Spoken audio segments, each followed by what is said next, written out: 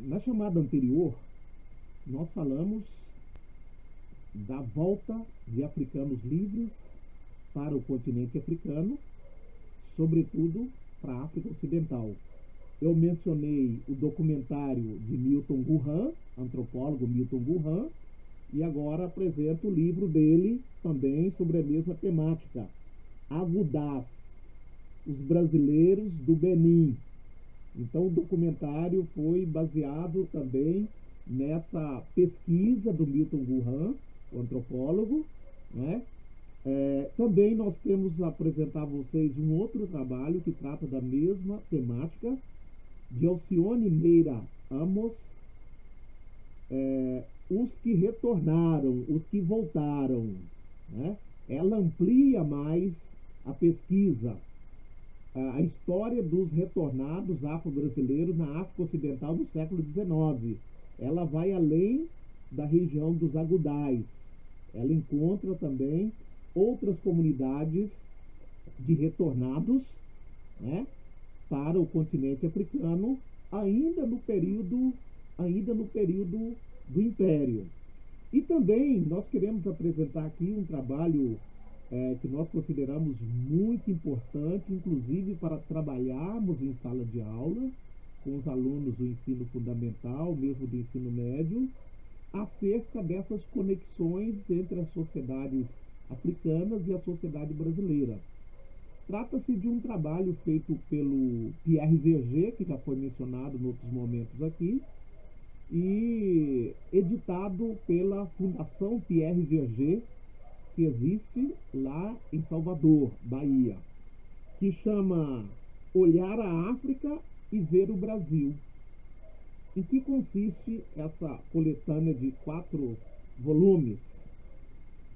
Consiste na apresentação de fotografias que o Pierre Verger tirou do continente, de alguns países do continente africano, em diversos momentos, né? E também de fotografias que ele registrou do Brasil, mostrando as conexões, mostrando as semelhanças, mostrando as continuidades, né? Então, nesse primeiro aqui, ele apresenta a temática sobre as crianças.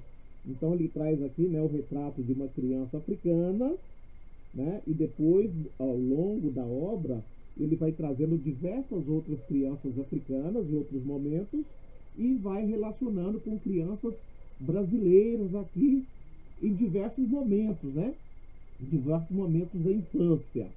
Depois ele busca as semelhanças existentes entre Brasil e África no mundo do trabalho, a vida em sociedade, ele destaca aqui bastante as heranças que nós temos de África, o frevo, a música de rua, o mercado, a solidariedade, a organização das mulheres, tanto em África quanto no Brasil.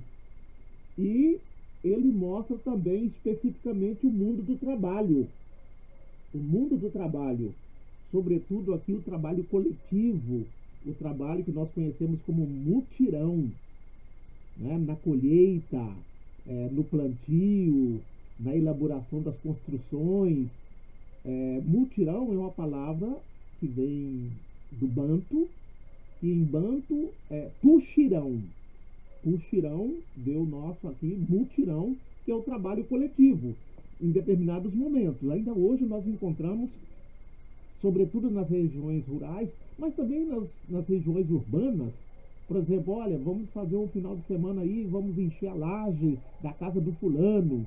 Então, naquele dia, o pessoal se reúne, faz o trabalho coletivo. Depois, no final, tem uma feijoada, tem um batuque. Isso são heranças africanas que nós temos presentes no Brasil.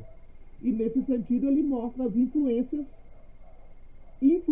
essas, que não estão só na Bahia, né? Estão em todo o Brasil, o que nós chamamos de africanidades brasileiras. Então, ele mostra, sobretudo, no campo da culinária. Ele mostra, por exemplo, na África, tem o acará, que aqui no Brasil deu o acarajé, Ele mostra também o significado dos turbantes. Os turbantes que não são apenas adereços de enfeite.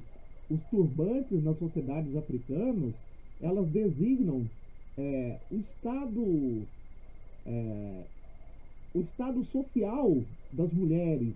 Se são solteiras, amarra-se de um jeito o turbante. Se são casadas, amarra-se o turbante de outra forma.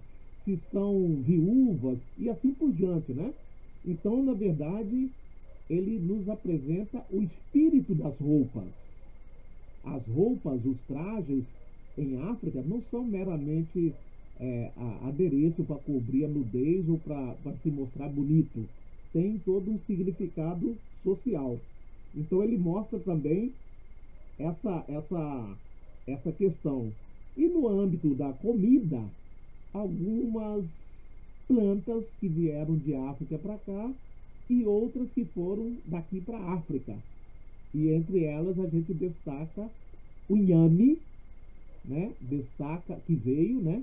E destacamos também os baobás, que são árvores sagradas no continente africano, né? Então, nesse caderno, ele mostra, inclusive, a influência também, a nossa herança no campo da música.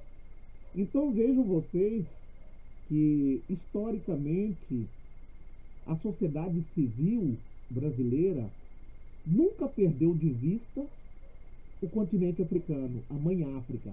E no âmbito da religiosidade é que eu acredito que a nossa maior aproximação, sobretudo no pós-abolição, mas mesmo no período imperial, os sacerdotes e sacerdotisas, que nós conhecemos como babalorixás, como ialorixás, que vulgarmente são chamados de pai de santo, mãe de santo, eles, volta e meia, iam ao continente africano beber na religião africana, né, e trazer aqui para o Brasil.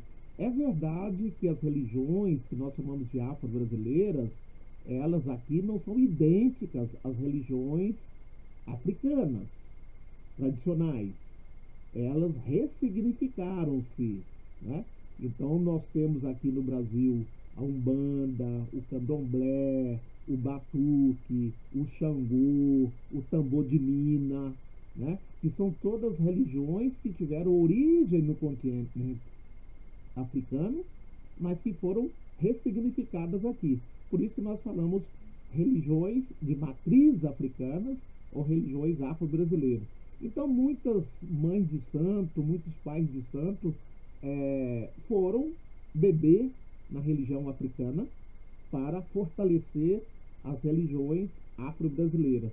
O próprio Pierre Verger, ele se tornou um babalorixá em África, mas antes de ir, ele já era simpatizante aqui no Brasil, já tinha uma primeira iniciação aqui no Brasil.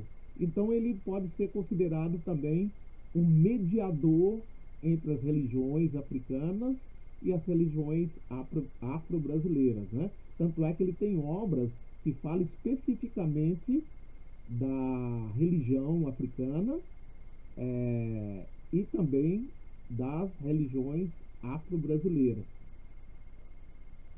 Orixás, os deuses da África e do Novo Mundo, é uma das principais obras do Pierre Verger, né?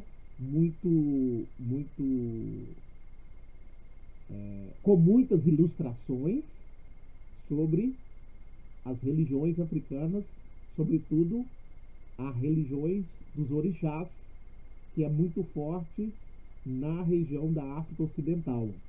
Nigéria, Benin, Togo e assim por diante.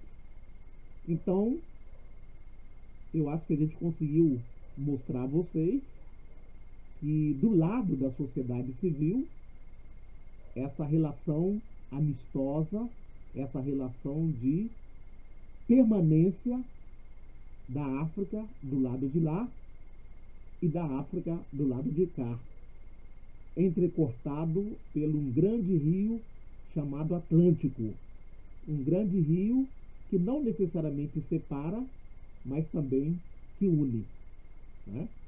Então, dê lá a sua opinião acerca do que nós estamos tratando, acerca da relação entre África e Brasil, por parte da sociedade civil e por parte do Estado brasileiro. Grande abraço, afro-abraços e até breve.